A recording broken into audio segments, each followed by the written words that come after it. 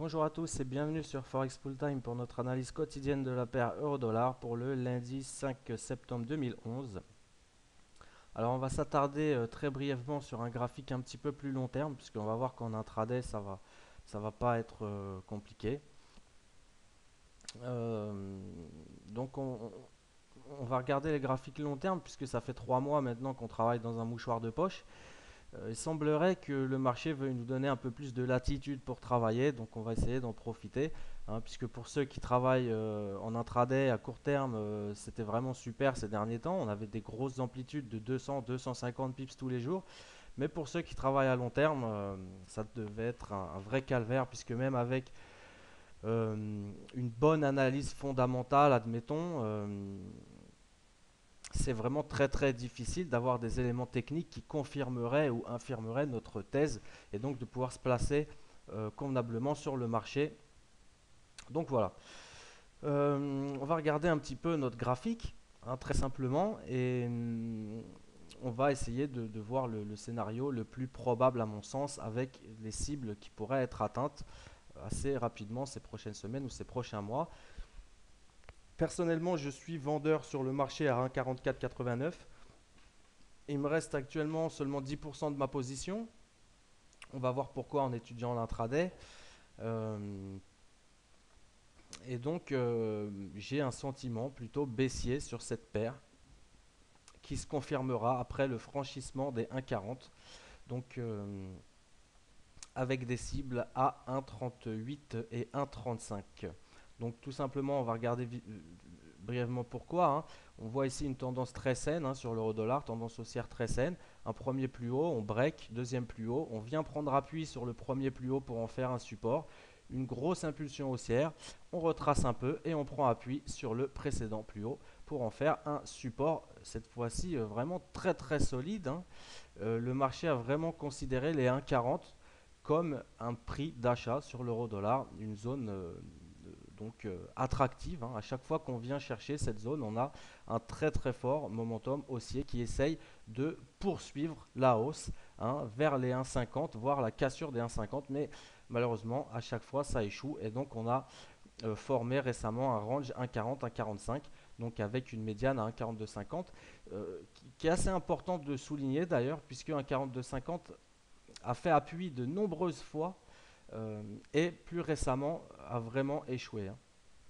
Donc voilà, un range entre 1,40 et 1,45. Ce qui se passe actuellement, c'est que là, on est vraiment, ces derniers jours, on a vraiment noté l'incapacité du marché à vouloir franchir, hein, la zone des 1,45 et plutôt une volonté d'aller euh, revenir vers ce support des 1,40 et vu la force, éventuellement le casser. La cassure des 1,40 invaliderait forcément ce support très important et donc le fait que le marché le précédent plus haut comme une zone d'achat. Inévitablement que le marché redescende pour aller chercher éventuellement des acheteurs sur des prix plus attractifs. Donc on a une zone de support potentiel à 1,3750, 1,38 et donc une zone ensuite qui se situe vers 1,35, hein, en gros. Donc voilà, la cassure, pour ma part, je suis baissier sur l'euro-dollar. Il me semble très probable, si on regarde la formation des chandeliers en hebdomadaire, qu'on casse cette zone des 1,40 cette fois-ci.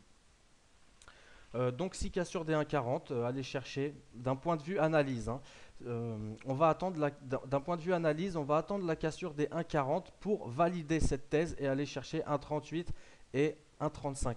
Par contre, d'un point de vue trading, je pense qu'il serait judicieux de rentrer, pour ceux qui ne sont pas rentrés déjà short sur le marché, je pense qu'il serait judicieux de rentrer au cours actuel euh, avec un stop à 46 pour anticiper cette cassure même si j'aime pas beaucoup le mot, pour anticiper cette cassure des 1,40 et aller chercher directement 1,38 et 1,35.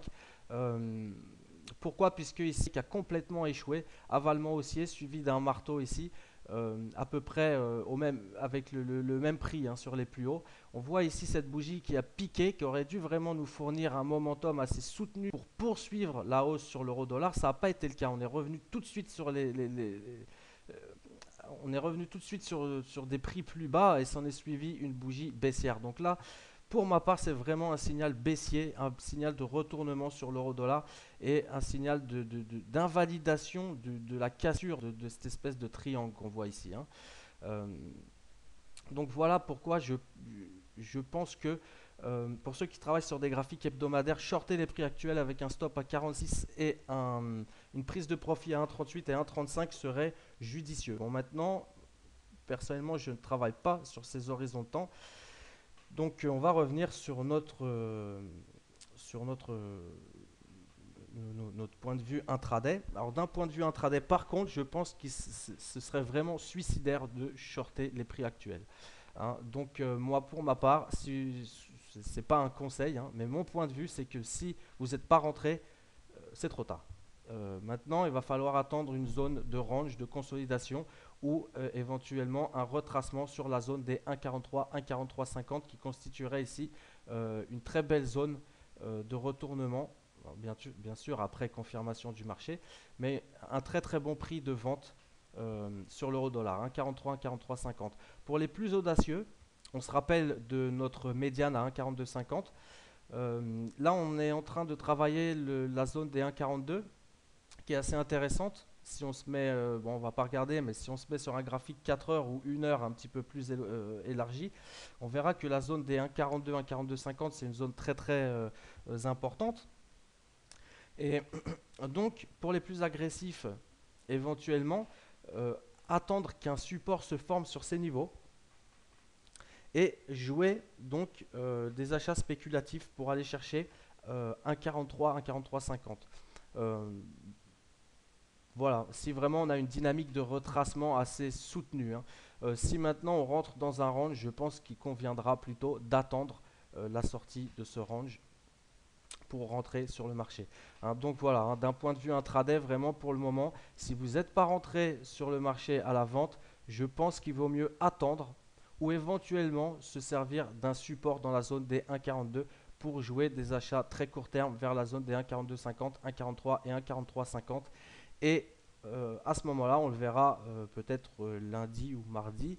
À ce moment-là, si on arrive à atteindre ces prix et qu'on voit à ces niveaux un signal de retournement, on pourra rentrer short sur le marché. Mais bon, ça, on le verra en cours de semaine, je pense. Après, tout dépendra aussi du prix d'ouverture lundi. Mais vraiment, d'un point de vue intraday, je pense que si vous n'êtes pas rentré, il faut mieux être patient et malin euh, plutôt que de vouloir rentrer sur les prix actuels. On vient de subir quand même 4 jours de baisse consécutive d'assez bonne amplitude quand même. Je pense qu'il serait vraiment suicidaire de rentrer sur les prix actuels d'un point de vue intraday, hein. Donc voilà ce qu'on peut dire, hein. Euh, voilà, hein, pour lundi, éventuellement attendre, ou si vraiment on a une belle dynamique de retracement, engager peut-être des trades longs, hein, sur un support assez marqué pour aller donc chercher un 42,50, un 43 et un 43,50. Donc voilà, je vous souhaite un bon week-end et à bientôt sur Forex Full Time.